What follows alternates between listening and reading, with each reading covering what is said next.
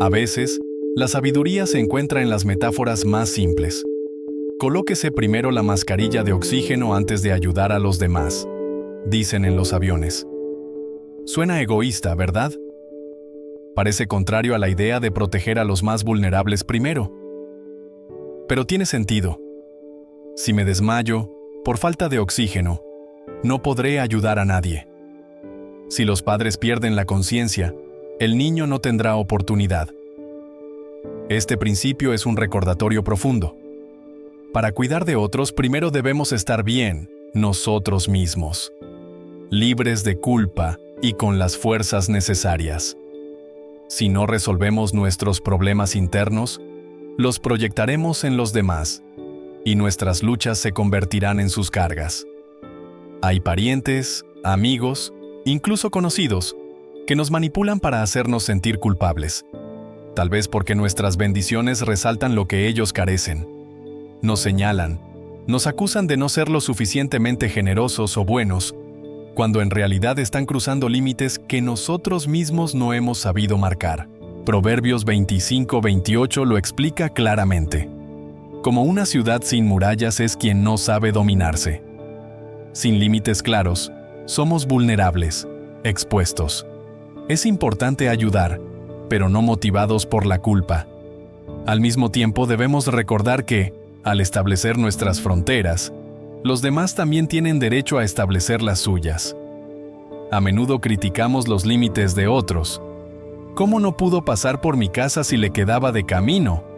O, ¿por qué no visita más a mamá si todos hacemos el esfuerzo? Juzgamos porque no entendemos que sus límites son tan válidos como los nuestros. Jesús lo dijo en Mateo 7:12. Traten a los demás como quieren que ellos los traten. Si respetamos las fronteras ajenas, también aprenderemos a exigir respeto por las nuestras. No se puede esperar respeto si uno no lo ofrece primero. Si entramos en un lugar exigiendo ser tratados con dignidad, sin nosotros mismos actuar con dignidad, no lo conseguiremos. Una relación sana se construye en el respeto mutuo, incluso cuando decimos no. ¿Puedes venir a ayudarme el sábado con la mudanza? Lo siento, pero el sábado para mí es sagrado. Lo dedico a descansar. Y esa negativa no debería amenazar la amistad. Respetar las prioridades y límites del otro es un acto de amor. Por supuesto, trazar fronteras no es sencillo. Cuando empezamos a vivir de acuerdo con lo que Dios espera de nosotros, nos enfrentamos a resistencia. Pero como dice Gálatas 1:10, no vivimos para ganar la aprobación de los hombres, sino de Dios. Construir una identidad sólida en Cristo requiere valentía, trabajo y enfrentarse a desafíos. Si es difícil, es porque vale la pena. La resistencia es señal de que estamos en el camino correcto. Reconozco que, durante años, cometí el error de agotar mis energías tratando de agradar a todos. Buscaba la aceptación de la comunidad, de otros pastores, incluso cuando no era necesario. Intenté cambiar a personas, corregirlas, como si eso estuviera en mis manos. Pero no podemos cambiar a nadie. Solo el Espíritu Santo puede transformar corazones. Nosotros apenas podemos esforzarnos por cambiar nuestra propia vida, y ya eso es un desafío monumental. Establecer límites no significa falta de amor, sino todo lo contrario. Amar lo suficiente como para proteger las relaciones y evitar el caos. Si nos movemos con ira o frustración, la ruptura será inevitable. Pero si actuamos con amor, incluso los límites más firmes serán comprendidos con el tiempo. Por un tiempo, intenté vivir complaciendo a los demás, evitando conflictos, y eso funcionó por un periodo breve.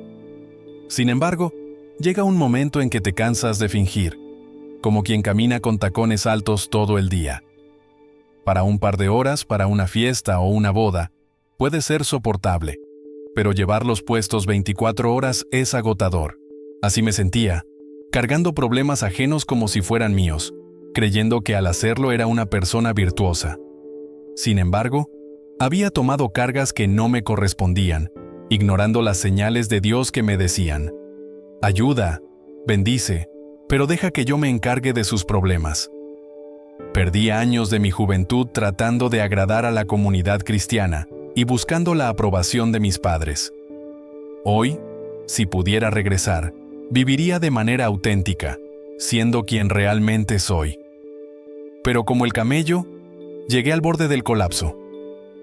Hubo un momento en el que pensé arrodillarme y no volver a levantarme. Estaba a punto de rendirme, de decir, ya no puedo más, no quiero ser pastor, no quiero predicar, basta. Mi alma estaba agotada, mi mente saturada, mi espíritu seco. En Los Ángeles un día fui a una clínica porque sentía que estaba teniendo un infarto. Dije a la recepcionista, «Señorita, me estoy muriendo». Y ella, imperturbable, respondió, «Por favor, llene este formulario». Pensé, si me quedo aquí, seguro me dará un infarto doble. Así que me fui, y afortunadamente aprendí la lección sin tener que pasar por una cama de hospital. Decidí ponerme primero la máscara de oxígeno, como dicen en los aviones. Comencé a cuidar mi templo, mis emociones, mi cuerpo. Me di cuenta de que no podía bendecir a otros si yo estaba herido. Como dije en un sermón, la gente herida hiere, pero la gente sana sana. Si permitía que mis heridas se infectaran y se volvieran amargura, terminaría siendo ese tipo de predicador que condena a todos, lleno de enojo y frustración. Pero no quería eso para mí. No quería enfermarme, envejecer prematuramente, ni amargarme con la vida. Así que decidí trazar una línea, marcar mis límites y establecer, en el nombre del Señor, la ley de mi frontera. Imagina un animal capaz de atravesar los territorios más hostiles, resistiendo el abrasador calor del día y el frío glacial de la noche. Hablo del camello, una criatura única, diseñada para sobrevivir en los entornos más extremos de nuestro planeta. Su resistencia es tan impresionante que deja maravillados a los científicos y zoólogos. Puede beber 100 litros de agua en apenas 10 minutos. Una hazaña sin igual en el reino animal. Su cuerpo está diseñado para optimizar cada recurso. Su metabolismo le permite funcionar con poca comida y agua. Regula su temperatura para evitar sudar y perder líquido. Y su pelaje refleja el sol, mientras le aísla del calor extremo. Contrario a lo que muchos creen, las jorobas no almacenan agua. En mi infancia me decían que ahí llevaban el agua, pero en realidad son depósitos de grasa que sirven como fuente de energía cuando el alimento escasea. Así que, si alguna vez alguien te critica por tu peso, puedes responder, no estoy gordo, solo tengo reservas para tiempos difíciles. Sin embargo, incluso el camello tiene su punto débil. El camello tiene una única gran debilidad que lo distingue del caballo. Mientras que un jinete puede notar el cansancio en un caballo o percibir su vejez cuando ya no puede arrastrar un carro ni galopar, el camello jamás deja entrever señales de agotamiento o de que está llegando al final de sus fuerzas. No hay indicios visibles, no se sabe cuándo está cansado o cuándo se está agotando. Y un día, sin previo aviso, simplemente se arrodilla y muere. Colapsa. Lo sorprendente es que no da ningún aviso. Ni siquiera es posible calcular cuántos años puede resistir antes de llegar a su límite. Es como conducir un coche sin indicador de combustible. Un día, sin más, se detiene en plena travesía, dejándote varado en el camino. Así es el camello. Y su jinete no se entera de su límite hasta que es demasiado tarde. De manera similar, hay almas humanas que poseen una capacidad extraordinaria para resistir las adversidades. Estas personas muestran una resiliencia fuera de lo común. Soportan, reprimen, aguantan y toleran. Pero llega un momento en que de repente su alma dice, basta.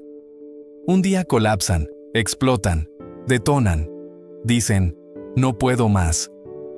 A lo largo de la vida conocemos a quienes parecen ser la encarnación de la paciencia y la docilidad, pero luego, sin previo aviso, tienen su día de furia. No es que su carácter cambie progresivamente. Lo que ocurre es que, tras años de complacencia y sumisión, toda la ira acumulada estalla de golpe y se liberan. Tal vez sea un cónyuge que durante décadas nunca expresó su opinión. viviendo en una aparente armonía basada en la ausencia de debates. Un día, sin que nadie lo vea venir, pide el divorcio. ¿Por qué? Si estábamos bien, se preguntará la pareja. Pero no se trata de un cambio repentino. Es el resultado de años de acumulación silenciosa. O quizás un hijo adolescente que parece dócil y obediente, reprimiendo siempre sus emociones, hasta que un día grita, pierde el control y abandona el hogar. En ese momento los padres se asombran. ¿Qué le pasó? ¿Era tan tranquilo? Pero no es un demonio externo. Todo ese malestar salió de su interior. También ocurre en otros escenarios. Un voluntario en la comunidad que siempre está al servicio, con una sonrisa constante, soportando abusos de quienes se aprovechan de su disposición, puede llegar un día y anunciar: «Me voy, ya no puedo más». ¿Por qué? Porque ha llegado al límite. Incluso pastores devotos, que durante años soportaron traiciones, divisiones y maltratos, de pronto deciden abandonar su ministerio para siempre. Jamás vuelven a predicar ni a liderar. Dicen: «Hasta aquí llegué». Así pasa con empleados sumisos, amigos que nunca saben decir que no, parejas que siempre cedieron, padres que por miedo nunca disciplinaron. Cualquiera sea el caso, todos están destinados al mismo final que el camello. Tarde o temprano colapsan, dejando a quienes los rodean sin comprender lo sucedido. Y en todos estos casos, lo que más sufre es la relación, esa conexión con los demás. Esto ocurre porque nunca establecieron límites claros. Nunca dijeron: «Hasta aquí». Los límites existen, se expresen verbalmente o no. Pero si no se manifiestan de manera explícita, terminan afectando nuestras relaciones. Este mensaje está dirigido especialmente a quienes tienen espíritu de camello. No hablo de su físico, sino de esa capacidad de cargar y aguantar en silencio. En el mundo físico, los límites son visibles. Cercas, muros, rejas, barreras. Marcan hasta dónde llega nuestra propiedad. Pero en el ámbito emocional, los límites también deben existir, aunque no sean tan evidentes. Aquí comienza una propiedad privada, y el dueño de esta propiedad es el único responsable legal de lo que ocurre dentro de sus límites. En el ámbito físico, estos límites suelen estar claramente definidos. Una cerca, un muro, una división visible que delimita hasta dónde llega la responsabilidad de una persona. Si alguien necesita confirmar estos límites, basta con acudir al ayuntamiento o municipio correspondiente para obtener detalles exactos. Sin embargo, en el mundo espiritual y emocional, estas fronteras son mucho más difusas. No hay cercas tangibles que nos indiquen dónde terminamos nosotros y dónde empieza el otro.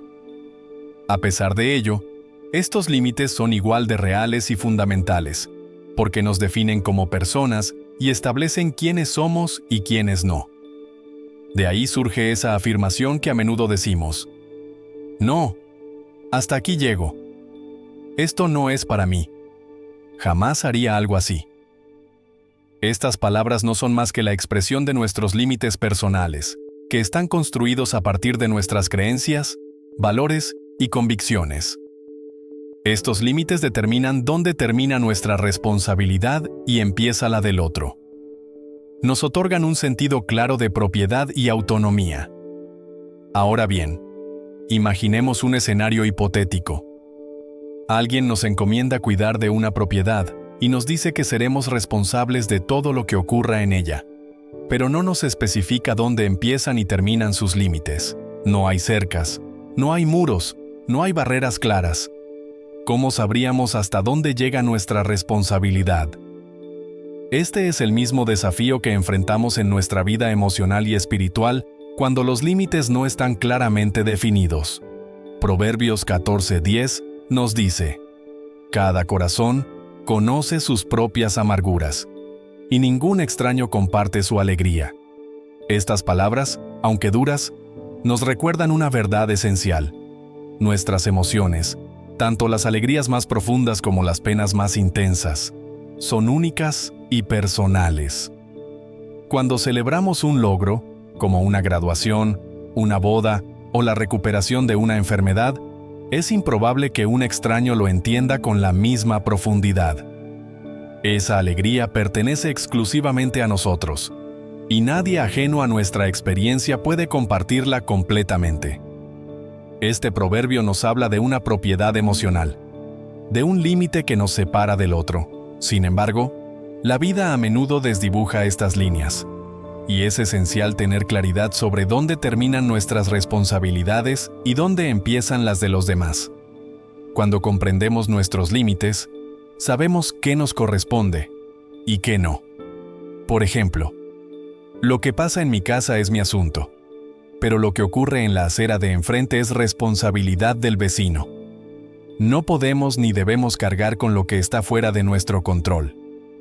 No somos responsables de las acciones de los demás, aunque éstas nos preocupen, especialmente si se trata de personas cercanas. Gálatas 6:2 nos insta a ayudarnos mutuamente a llevar nuestras cargas, lo cual es vital, ya que hay momentos en que el peso de la vida se vuelve insoportable para una sola persona. Por ejemplo, alguien que cuida a un enfermo podría necesitar un respiro. Ofrecerle unas horas de descanso para que se refresque, tome un café o simplemente se recupere es una forma de compartir su carga. De igual manera, alguien en apuros financieros puede necesitar una ayuda puntual, un empujón que le permita avanzar. Sin embargo, Gálatas 6:5 parece contradecir este mensaje al afirmar que cada uno llevará su propia carga. Pero no hay contradicción alguna. Lo que este versículo nos enseña es que aunque ciertas cargas pueden compartirse para aliviar el peso, hay otras que son estrictamente personales y que debemos asumir por completo. No podemos ser padres de los hijos de otra persona, ni responsabilizarnos de la economía de otro hogar. Podemos ofrecer ayuda temporal, pero la responsabilidad última recae en cada individuo. Estos límites nos enseñan que hay cosas que son exclusivamente nuestras. Por ejemplo, nadie en su sano juicio compartiría las contraseñas de sus cuentas bancarias, su móvil o sus redes sociales, porque entendemos que nuestra privacidad debe estar protegida. La vida se organiza en 3 círculos principales: el círculo público, el privado y el íntimo. La vida pública incluye todo lo que mostramos abiertamente al mundo. La vida privada, aquello que compartimos solo con las personas más cercanas dentro de nuestra casa. Y la vida íntima, esa esfera más profunda que muchas veces guardamos para nosotros mismos, donde no entra nadie, ni siquiera nuestra pareja. Cada uno de estos círculos está delimitado por fronteras que debemos respetar y proteger para mantener nuestro equilibrio emocional y nuestra autonomía. Decirlo de otro modo, pero sin desviar la esencia, implica recalibrar las palabras para adaptarlas al corazón cálido de las culturas latinas, especialmente las que respiran en español, con esa mezcla de sabiduría popular y profundidad reflexiva. ¿Acaso alguien abriría la puerta del baño mientras hace lo suyo solo para demostrar autenticidad? Es curioso cómo a veces se confunden los conceptos. Separar la vida pública, privada y la íntima no es señal de egoísmo ni de falta de transparencia. Más bien, es una muestra de discernimiento, de saber a quién otorgar el privilegio de entrar en ciertos círculos de nuestra vida y a quién no.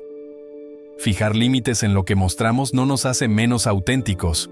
Al contrario, nos convierte en guardianes de aquello que merece ser cuidado. La autenticidad no es enseñar todo, diríamos. Es mostrar con verdad lo que decidimos compartir. Pero también existen cosas que no se exponen no porque sean oscuras o vergonzosas, sino simplemente porque son nuestras. Y nadie más necesita verlas. Igual que protegemos las contraseñas de nuestras cuentas bancarias o de Netflix para evitar un hackeo, deberíamos preguntarnos por qué no cuidamos del mismo modo nuestro bienestar emocional. Proverbios 4:23 lo expresa de forma contundente. Sobre toda cosa guardada, guarda tu corazón, porque de él mana la vida. Es más que un consejo, es un mandato divino que nos invita a ser administradores responsables de nuestro propio ser. Si permitimos que alguien acceda a nuestro corazón sin merecerlo, corremos el riesgo de que lo hieran. Abrirnos a cualquiera sin discernimiento no es vulnerabilidad auténtica, sino un descuido que puede llevarnos a la ruina emocional. Quizás no somos conscientes de que tenemos limitaciones emocionales. A veces, como el descontrol en los gastos puede destruirnos económicamente, la falta de límites en nuestras emociones puede dejarnos vacíos por dentro. Y un día, como un camello al que cargan en exceso, llegamos al punto donde no podemos más. Conozco personas que, antes de explotar, simplemente se apagan. Con una expresión vacía en el rostro, confiesan: estoy harto, ya no puedo más. Es como si hubieran muerto por dentro después de años, soportando, tolerando, ignorando el dolor. Somos responsables de gestionar nuestro propio presupuesto emocional, al igual que administramos el financiero. Nadie lo hará por nosotros. Pero hay quienes, como el camello, acumulan cargas, perdonan, lo pasan por alto, lo sufren en silencio, lo anestesian para no enfrentarlo. Sin embargo, lo que no se enfrenta, lo que no se habla, termina transformándose en algo más profundo. El cuerpo, al final, grita lo que el alma calla. Palpitaciones, taquicardias, infartos emocionales que ningún médico puede diagnosticar. Y ahí está el reflejo de una verdad vieja como el tiempo. Lo que no se resuelve, se somatiza. ¿Recuerdas cuando nuestros padres decían, ¿me lo trago todo? Para muchos, eso parecía una virtud, un signo de fortaleza. Hoy sabemos que tragarse todo no es fortaleza, sino una bomba de tiempo que, tarde o temprano, explota o enferma. La verdadera fortaleza está en poner límites, en cuidar el corazón como lo más sagrado, en aprender a decir hasta aquí. Gracias a Dios, no estoy aquí para hablar de comida otra vez. Esta vez, se trata de emociones. Hay quienes dicen, yo sé lo que significa tragárselo todo. Yo, gracias a Dios, aprendí a no hacerlo. Pero cuidado, ser demasiado pasivo, como un camello que carga y carga hasta que explota, puede ser más peligroso. Dicho esto, aclaremos algo importante. Este no es un mensaje sobre cómo abandonar a las personas o alejarnos de ellas, sino sobre cómo amarlas de una manera correcta y saludable.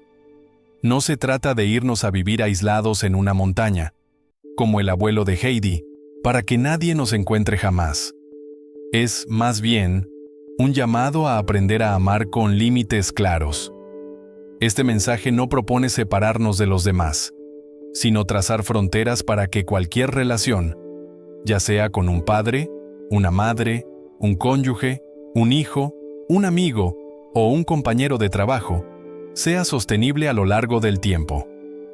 Los límites no son barreras para apartar a quienes amamos, sino herramientas para poder amar sin perder nuestra identidad, sin traicionar nuestras convicciones ni desaparecer en el intento de agradar a los demás. ¡Claro!, podrías decirme, con esa mirada de duda de domingo por la mañana. Pero sí, los límites son precisamente para poder amar y, a la vez, mantenernos firmes en lo que somos. Si alguien obstaculiza tu camino hacia convertirte en la persona que Dios quiere que seas, y frustra la misión que Él te ha encomendado, es crucial establecer límites. Sin ellos, corres el riesgo de envenenar tu propósito y tu destino.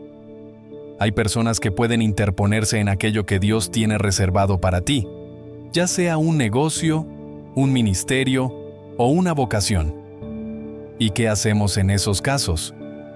No siempre es necesario alejarlas por completo, pero sí trazar límites claros. Establecer límites es una idea que viene de Dios, no algo que inventamos nosotros. Desde la creación, Dios estableció límites incluso para los océanos diciendo, hasta aquí llegarás. El océano no puede desbordarse a menos que ocurra un tsunami o un desastre natural. Dios puso cada cosa en su lugar y toma muy en serio las violaciones de estos límites. Esto se evidencia desde el principio de los tiempos, cuando Dios le dio a Adán y Eva un solo límite en el Edén. De todos los árboles del jardín pueden comer, pero no del árbol del conocimiento del bien y del mal. No les dijo que debían consultarle cada vez que quisieran comer. No quería que fueran codependientes. Les dio libertad con un solo límite, porque la verdadera libertad necesita límites. Esto sí, esto no. Dios no siente culpa por establecer fronteras, pero muchas personas sí las sienten al ponerlas. Esto tiene mucho que ver con el diseño emocional que hemos heredado desde la niñez. A algunos nos cuesta mucho establecer límites porque, desde pequeños, fuimos programados para mantener la paz, para no causar problemas, para meter todo debajo de la alfombra. Suena bien decir que uno busca la paz, pero a menudo eso nos lleva a reprimirnos y a aceptar situaciones que van contra nuestras propias convicciones. Recuerdo ir a la playa con mis tíos cuando era pequeño. Yo le tenía un miedo terrible al mar, pero mi tío insistía: «Métete, métete», usando palabras despectivas que incluso ponían en duda algo tan básico como mi identidad, a pesar de que yo solo tenía 4 años. Mi padre, en lugar de defenderme, decía: «No lo hagas enojar, métete y ya». Y yo pensaba: ¿por qué debería importar si el tío se enoja? Pero así me criaron: no hagas enojar al vecino, no hagas enojar al tío, no hagas olas. Mi padre solía decir: ¿qué te cuesta callarte la boca? Hazlo y estarás bien. Pero yo pensaba: ¿y si es injusto? No importa, respondía. Cierra la boca y todo estará tranquilo. Esa fue mi principal disfunción emocional durante gran parte de mi vida. Aceptar la injusticia, callarme, reprimir lo que sentía. Reconocerlo no me asusta. Lo que debería preocuparnos es vivir como si estas disfunciones fueran normales, sin enfrentarlas. Todos tenemos disfunciones, y admitirlas es el primer paso hacia la sanación. Hay las costumbres familiares y las normas que aceptamos sin cuestionar, como si fueran leyes universales e inmutables. Permíteme contarte cómo era en mi casa cuando yo era pequeño, en un hogar de barrio común, pero lleno de códigos secretos que regían algo tan cotidiano como ducharse. Allí, ducharse no era solo abrir el grifo y disfrutar del agua caliente. Era casi un ritual meticulosamente planificado. Por ejemplo, antes de entrar al baño, había que anunciarlo en voz alta para que nadie se atreviera a abrir otro grifo en toda la casa. «¡Voy a bañarme! ¡No abran nada!», era el grito de batalla. Si alguien ignoraba esta regla, el agua caliente se esfumaba, y en su lugar caía un chorro helado que te hacía sentir como un esquimal perdido en la tundra. Mamá siempre decía: «Espera, déjame llenar la olla primero», porque necesitaba asegurar agua caliente para cocinar antes de que la ducha entrara en acción. El siguiente paso era encender el famoso bombeador, un aparato imprescindible para que el agua llegara al tanque y fluyera adecuadamente. Pero cuidado, no podías encenderlo sin antes apagar todas las luces de la casa. Si no lo hacías, el pobre sistema eléctrico, que era más sensible que un artista incomprendido, podía hacer cortocircuito, quemando el televisor, la radio o peor, la nevera. Encender el bombeador era como activar una nave espacial. ¿Luces apagadas? ¿Aparatos desconectados? Bien, enciendan el bombeador. Ya en la ducha, las cosas no mejoraban mucho. No podías simplemente dejar el agua correr mientras te enjabonabas. Tenías que usar un pequeño lavabo para aplicarte jabón con el grifo cerrado. Y luego, solo entonces, abrir el agua por un tiempo cronometrado, 5 minutos exactos. Si tardabas más, el bombeador podría sobrecalentarse y, literalmente, fundirse. Recuerdo cómo cada miércoles, cuando era mi turno, repasaba mentalmente este intrincado proceso, como si estuviera a punto de despegar un avión. Grifos cerrados, luces apagadas, cronómetro listo. ¡Despegamos! Lo curioso es que nunca se nos ocurrió llamar a un plomero o electricista para solucionar estas disfunciones. Para nosotros, Aquello era la normalidad, y asumíamos que el resto del mundo vivía igual. ¿Acaso no en China, Groenlandia o cualquier rincón del planeta también había que gritar «¿Voy a bañarme?», antes de abrir una ducha? Y aquí viene la lección de vida. Lo que consideramos normal muchas veces no lo es. En las relaciones humanas pasa algo similar. Una madre intenta ser la mejor amiga de su hija, pero terminan compitiendo como rivales. Un esposo espera que su esposa se comporte como la madre que dejó atrás, mientras ella pierde el respeto y la admiración por él. Y así, lo anómalo se convierte en costumbre. Cariño, súbete los pantalones. No te pongas esa corbata, te queda fatal. Deja de ser un marido para convertirse en un hijo bajo el control constante de su esposa, quien incluso lo rastrea por el móvil cada 10 minutos. ¿Dónde estás? Hace rato que no sé de ti. Y para ellos eso es lo normal. Otras veces, el rol se invierte. Una mujer trata a su esposo como si fuera su padre, hasta que él se cansa de tener una hija en lugar de una compañera. Entre amigos también ocurre. Una depende emocionalmente de la otra, y si esa amiga decide tomar distancia, la vida de la primera pierde todo sentido. Es normal, dicen, mientras su relación se convierte en una simbiosis pegajosa y enfermiza. Incluso en las iglesias vemos esto. Hay miembros que no toman ninguna decisión sin consultar con su pastor. ¿Puedo irme de vacaciones?, preguntan. ¿Cuántos días? 3 o 5, responde el pastor, como si fuera un oráculo. Para ellos eso es lo normal.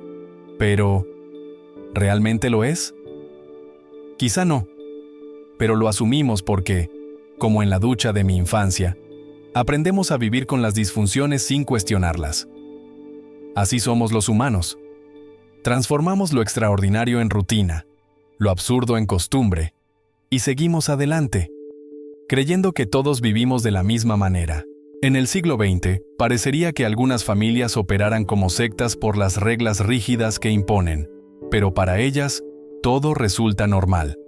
En mi caso, la casa donde crecí seguía patrones de disfunción que, al aceptarlos como algo lógico, se convirtieron en la base de lo que entendíamos por normal.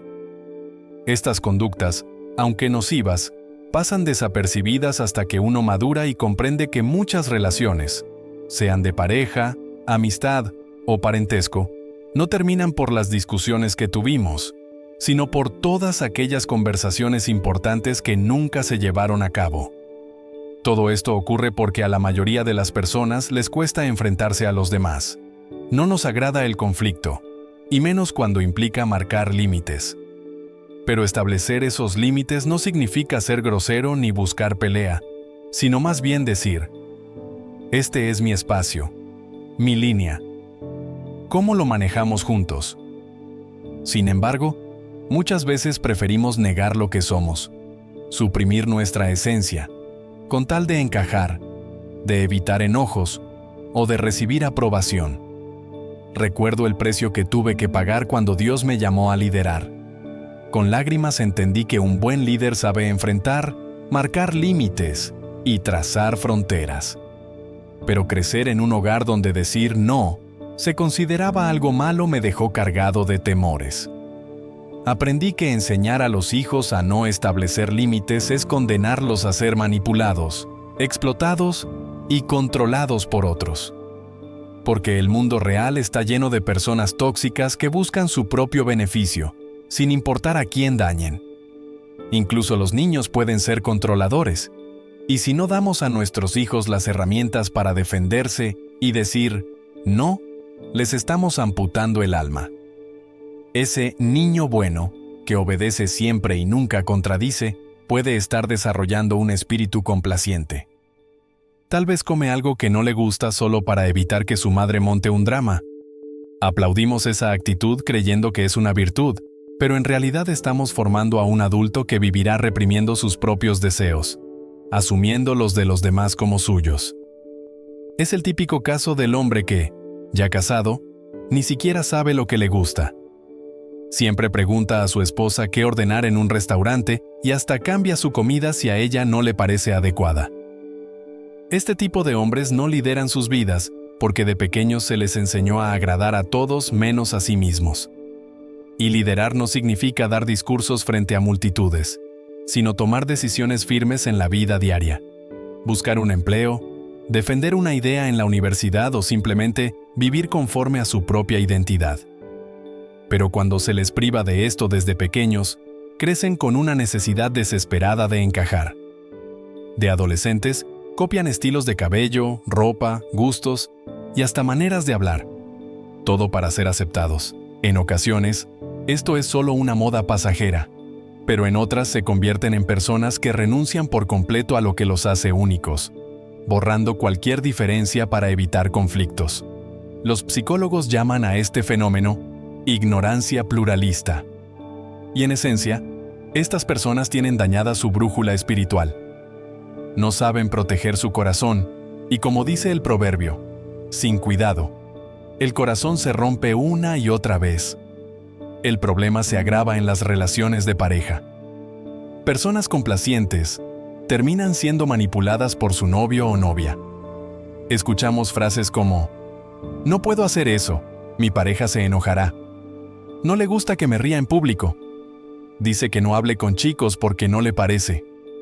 ¿En qué momento alguien adquiere el derecho de dictar quién eres o cómo debes comportarte? ¿Cuántas chicas conocemos que, tras iniciar una relación, pierden su brillo, su alegría? Antes eran encantadoras, pero ahora están apagadas, controladas por alguien que les impone cómo deben vivir. Y si creen que esa actitud cambiará después de casarse, están equivocadas. Lo más probable es que empeore. El problema que enfrentamos a menudo es el miedo a decir no. Muchas veces, quienes no logran negarse a las demandas ajenas, actúan así por temor a lastimar los sentimientos de los demás, a que los rechacen o los abandonen, o incluso a que se enojen. Este miedo al conflicto, a la separación, o a que otros dejen de creer en nosotros, nos paraliza. A veces, tememos que piensen que no somos buenos cristianos o que no somos espirituales, y esa sensación de culpa nos consume. En el caso de los cristianos, la culpa se convierte en una barrera que nos impide actuar correctamente. Incluso nos juzgamos por cosas que ni siquiera están en las Escrituras, cosas insignificantes que nosotros mismos magnificamos. Por ejemplo, hay quienes se condenan por haber tomado una copa de vino o por escuchar música popular, como si eso significara caer en el fuego eterno. Como mencionó Pablo en su carta a los Corintios, la conciencia de algunos se contamina debido a su debilidad. La incapacidad de poner límites es una señal de fragilidad porque está alimentada por la culpa, una emoción particularmente compleja. A diferencia de sentimientos genuinos como la tristeza o el amor, la culpa es un estado de condena interna que nos esclaviza. Sin embargo, Jesús vino para liberarnos de esa carga. Las Escrituras nos recuerdan que ya no estamos bajo condenación y, por lo tanto, la culpa debe desaparecer. Pero curiosamente, cuando finalmente decidimos establecer límites y evitar que otros nos manipulen, esa vieja culpa resurge, especialmente porque sentimos que como cristianos debemos tolerar todo. Hay quienes se aprovechan de nuestra bondad y nos manipulan para su propio beneficio. Sabemos que nos están utilizando, pero el peso de la culpa nos detiene. Un ejemplo clásico es el pariente que siempre pide dinero prestado y nunca lo devuelve.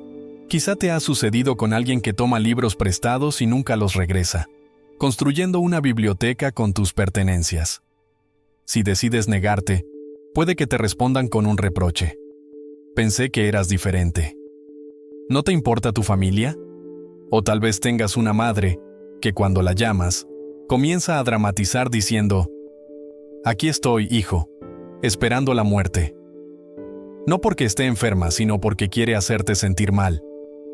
En otras ocasiones, un amigo puede recriminarte diciendo: «¿Cómo pudiste hacerme esto después de todo lo que hice por ti?».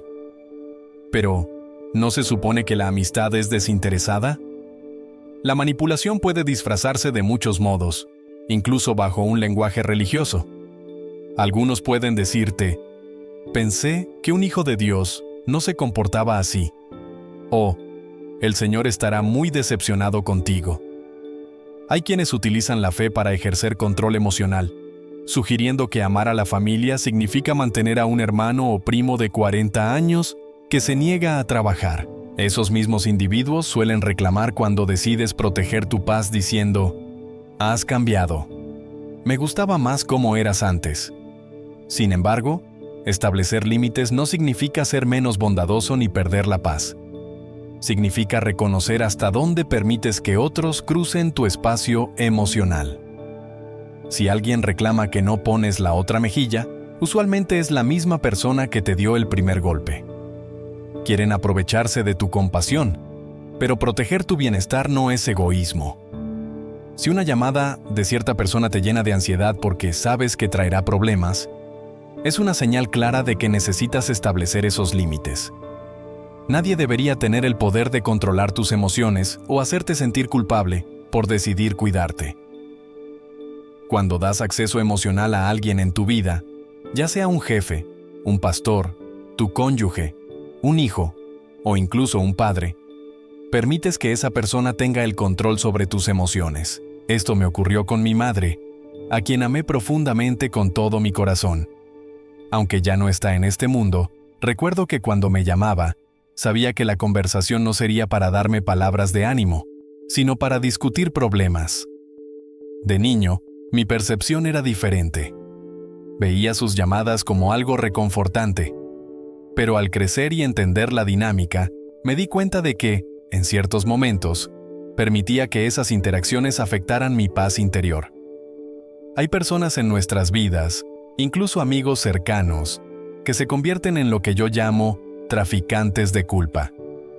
Estas personas irrumpen en nuestro día con comentarios o acciones que generan ansiedad, remordimientos o sensaciones de insuficiencia. Este tipo de manipulación emocional no es saludable y, de hecho, otorga demasiado poder a otros, incluso si se trata de nuestra propia familia. No obstante, el problema no son los terroristas emocionales, sino quienes deciden negociar con ellos. Cuando permitimos comportamientos dañinos, validamos sus acciones y enviamos un mensaje claro: puedes tratarme de esta manera siempre que quieras. El límite llega cuando ya no puedes soportarlo más. Como un camello que carga demasiado peso, un día colapsas. Y no te mereces eso. El mundo que Dios creó está regido por leyes y principios, tanto físicos como espirituales. Estas leyes operan, lo sepamos o no, como la gravedad. No necesitas comprenderla para que te afecte. La ley de causa y efecto es una de estas verdades universales. Lo que sembramos, cosechamos. Así lo expresa Gálatas 6:8. El que siembra para agradar a la naturaleza pecaminosa, de esa naturaleza cosechará destrucción. El que siembra para agradar al Espíritu cosechará vida eterna. Los principios son claros. Si alguien fuma durante toda su vida, es probable que desarrolle cáncer de pulmón. Si alguien gasta más de lo que tiene, eventualmente los acreedores tocarán su puerta. No se trata de espíritus abstractos, sino de las consecuencias directas de nuestras acciones. Por el contrario, una vida de disciplina financiera y hábitos saludables suele llevar a buenos resultados.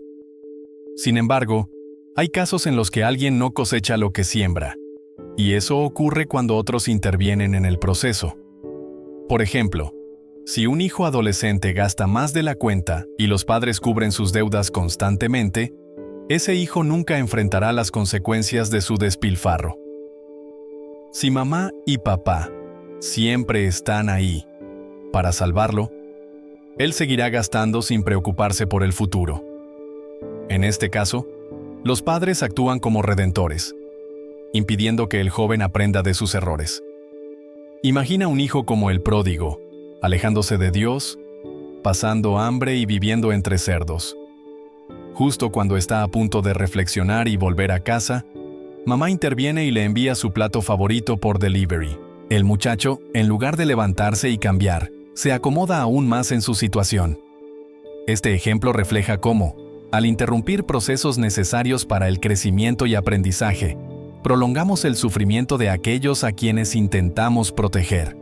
Así, terminamos crucificados por nuestras buenas intenciones.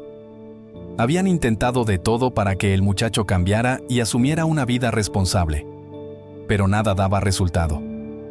Él siempre encontraba maneras de evitar cualquier obligación. Ni siquiera se molestaba en arreglar su habitación y siempre estaba rodeado de amistades de dudosa reputación.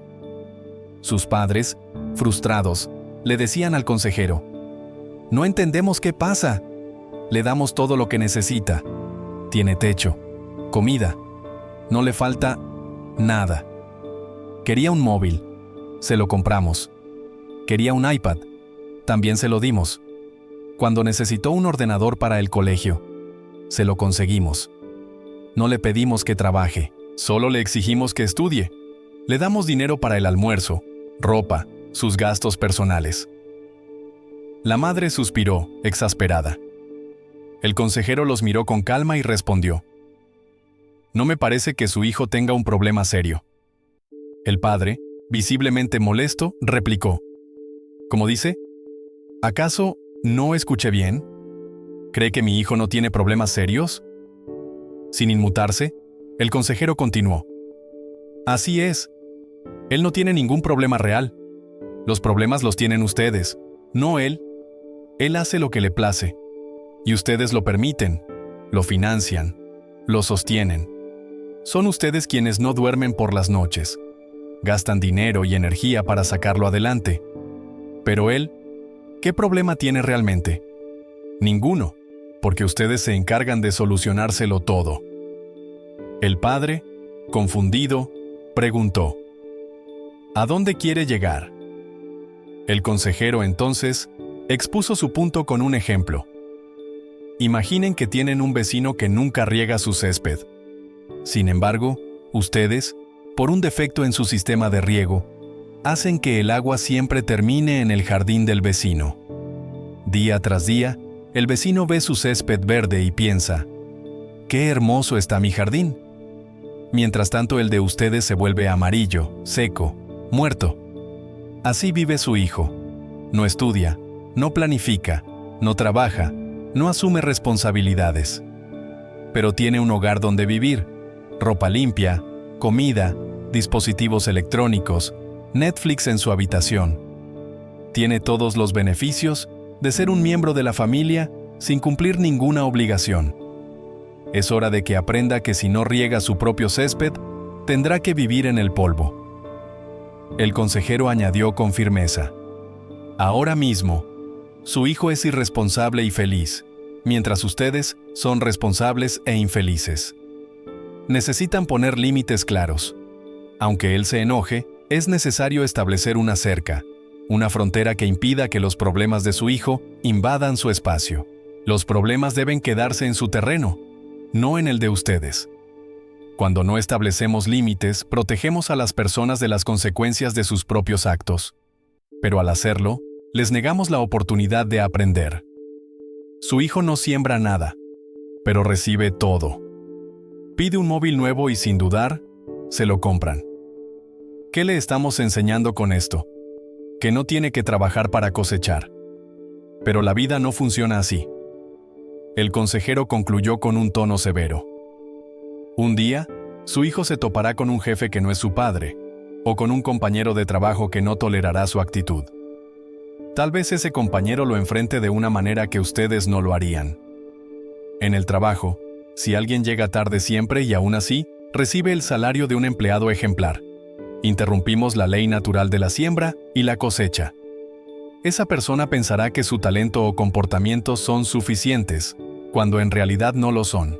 Si ustedes tienen un cuñado parásito y lo ayudan continuamente solo para no tener problemas con su hermana, están criando un parásito profesional. Pero la Biblia es clara: el que no trabaja, que no coma.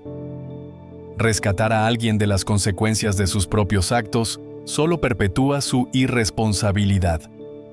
La ley de la siembra y la cosecha es implacable, pero si ustedes no establecen límites, terminarán recogiendo cosechas que nunca les correspondieron.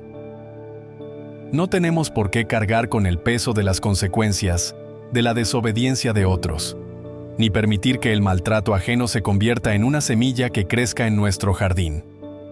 En muchas ocasiones, al hablar de nuestros problemas con los límites, recurrimos al otro como protagonista de nuestras excusas.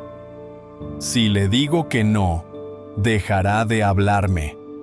Me invitó a una fiesta y no quiero ir, pero si no voy, nunca me lo perdonará.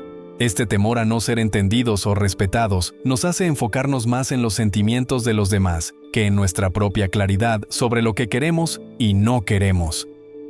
Pero, ¿por qué debemos asistir a un evento al que no deseamos ir? Perdemos de vista una verdad esencial que podría cambiar nuestra vida. Mientras los niños explican, los adultos simplemente informan. Cuando un adulto establece sus límites, no necesita justificar nada, salvo que esté haciendo algo ilegal y enfrente un interrogatorio policial. Fuera de eso, no hay explicaciones que dar. Informar no es grosero, es ser adulto.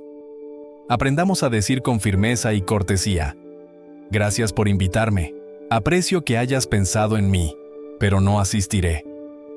No necesitamos inventar enfermedades o reuniones ficticias para excusarnos.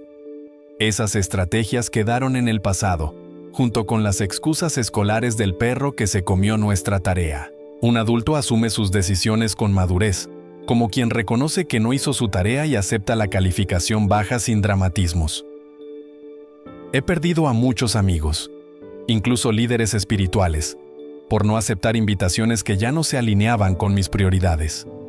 Algunos me reprochan, insinuando que he perdido humildad, que he cambiado. Pero ellos no consideran si mi vida ha tomado otro rumbo o si mi tiempo ya no puede dedicarse a lo mismo. Por mucho que explique mis razones, siempre terminan diciendo: «Qué pena, Dante, voy a orar para que vuelvas al camino de antes».